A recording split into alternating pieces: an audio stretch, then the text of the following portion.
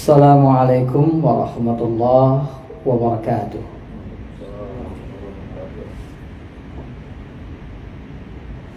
Innal hamdalillah hamdan katsiran yuwafi ni'amahu wa yukafi mazidah. Alhamdulillahilladzi la yukhibu rajiyahu wa la yaruddu da'iyah. Wassalatu wassalamu ala asyrafil anbiya Muhammad ibn Abdullah wa ala alihi wa ashabihi wa mawalahu ila yaumil qiyamah. Ashhadu an la ilaha illallah wahdahu la syarika lah wa ashhadu anna Muhammadan abduhu wa rasuluhu alladzi la nabiyya ba'dah. Amma ba'du, sahabat muslim dan muslimah sekalian, rahimanillah wa iyyakum ajma'in. Walillahil hamdu wal minnah. Segala puji hanya milik Allah Subhanahu wa ta'ala, alladzi khalaqa fasawwa, yang menciptakan kita semua kemudian menyempurnakan penciptaan tersebut. Alladzi khalaqa fahada, yang menciptakan kita semua kemudian memberikan petunjuk kepada kita. Pada pertemuan siang hari ini, walillahil hamdu wal minnah, Allah memberikan kemudahan kepada kita untuk bermajlis dengan segala keterbatasan yang ada, dengan limpahan rahmat dari Allah Subhanahu wa ta'ala, dengan kesempatan yang masih terus Allah berikan kepada kita. Ya, saya selalu menyampaikan hal ini karena banyak di antara kita yang dulu masih bermajlis dengan kita, sekarang sudah terpisah alam. Yang dulu masih belajar ilmu-ilmu agama, kini sudah berada di wilayah pertanggungjawaban. Maka ketika Allah masih memberikan kesempatan itu kepada kita, walillahil hamdu wal minnah, segala puji hanya milik Allah Subhanahu wa ta'ala, karena karunia itu datang kepada kita dari Allah Subhanahu wa ta'ala sampai kepada detik ini. Pada pertemuan kali ini insyaallah kita bersama-sama akan membahas, kalau pembahasan itu seputar hukum-hukum sholat, itu bahasanya sebenarnya sangat luas sekali, karena banyak sisi daripada sholat itu sendiri yang memiliki wilayah pembahasan fiqhiyah yang terpisah-pisah. Nah, maka ada baiknya ketika kita bicara tentang sholat, maka kita berbicara terlebih dahulu dari hal yang paling pokok yang harus kita pahami sebagai seorang muslim dan muslimah.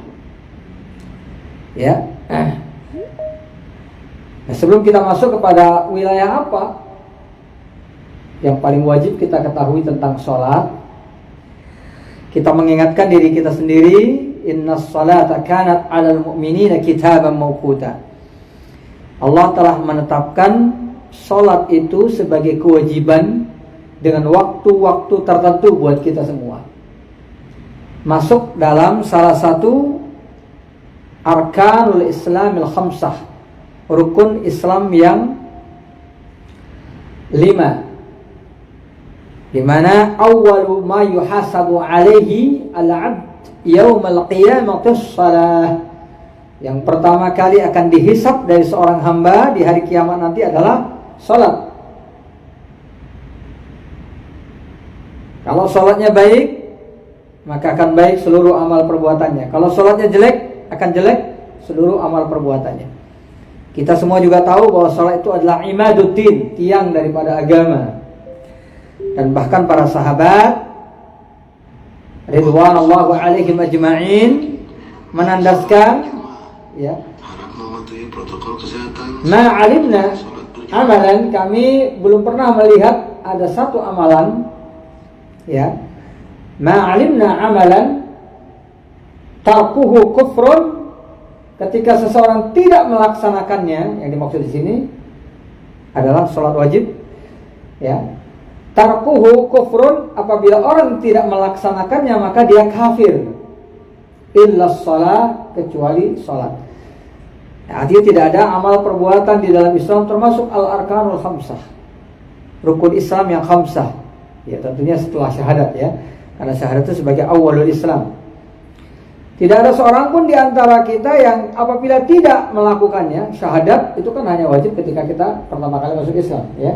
Setelah itu kalimat la ilaha illallah itu menjadi mustahabat, menjadi amalan yang disunnahkan, yang dianjurkan untuk diperbanyak.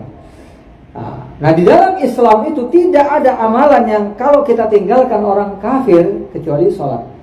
Yang dimaksud ditinggalkan di sini tidak dilakukan bil kulliyah, secara totalitas, karena ini yang muttafaq di antara ulama.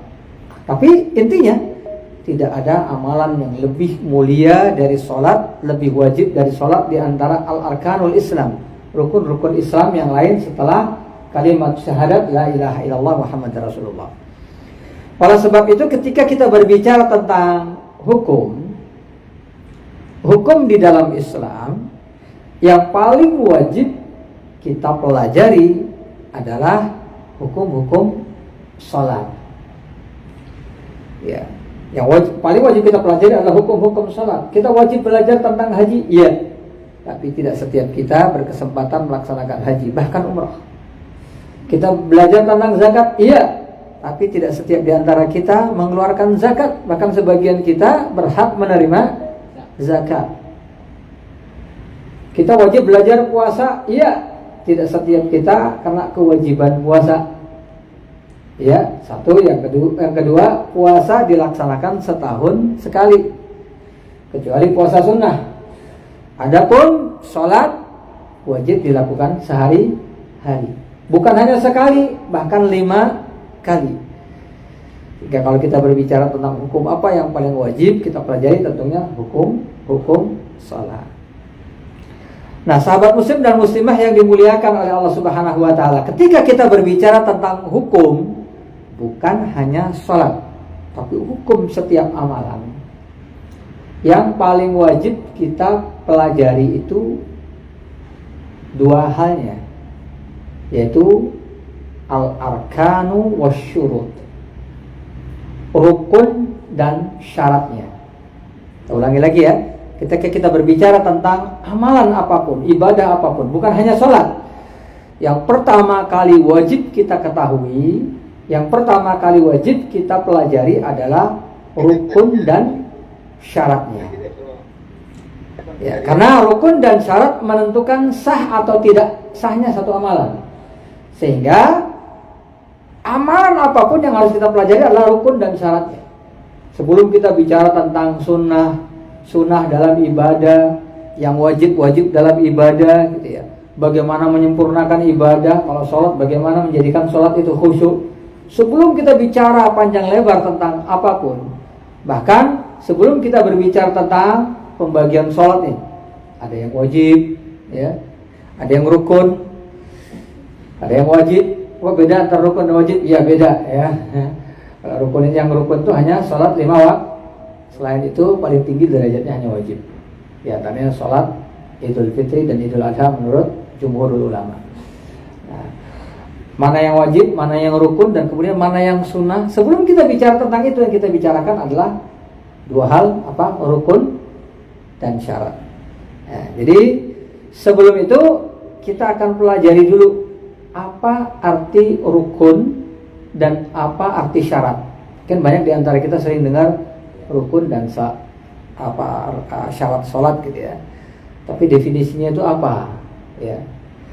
Substansinya itu apa sebenarnya yang namanya rukun dan syarat, sehingga harus diketahui sebelum kita belajar tentang hukum apapun. Bahkan kalau kita mau nikah, kita harus tahu rukun syaratnya nikah. Suatu saat ada yang berjihad juga harus tahu rukun dan syaratnya jihad. Mau haji harus tahu rukun dan syaratnya haji. Apa itu rukun dan apa itu syarat? Maka yang di sini akan kita sampaikan secara sederhana. Pertama, pengertian tentang rukun dan syarat secara umum. Nanti baru kita akan masuk Apa itu rukun dan syarat dalam sholat? Apa ada bedanya? Ada sedikit perbedaan. Ya, ada kesamaan, ada sedikit perbedaan. Artinya rukun, definisi rukun dan syarat untuk seluruh ibadah digunakan juga dalam sholat. Tetapi di dalam sholat ada tambahan yang tidak ada untuk yang di luar sholat. Nah, ya. Nah, sebelum itu, sahabat muslim dan muslimah yang dimuliakan oleh Allah Subhanahu wa taala, ya, kita kerucutkan terlebih dahulu tentang definisinya. Tapi kalau nanti tidak sempat atau belum sempat disampaikan, nanti akan kita jelaskan setelah sholat zuhur, ya. Ya, sebelumnya yang perlu saya tegaskan di sini bahwa ketika kita bicara tentang rukun, syarat dan hukum-hukum, kita bicara tentang fikih. Maka kalau kita bicara tentang fikih, nanti akan kita jelaskan. Mau tidak mau kita akan membicarakan tentang sudut pandang para ahli fikih, yang dalam hal ini terkait dengan mazhab. Ya, itu mau tidak mau. Nanti akan kita jelaskan insyaallah. Sudah masuk waktu? Ya, jadi kita cukupkan di sini saja. Nanti insyaallah penjelasan lebih lanjutnya akan kita sampaikan selepas salatul isya, salat zuhur berjamaah insyaallah taala. Ya, assalamualaikum warahmatullahi wabarakatuh.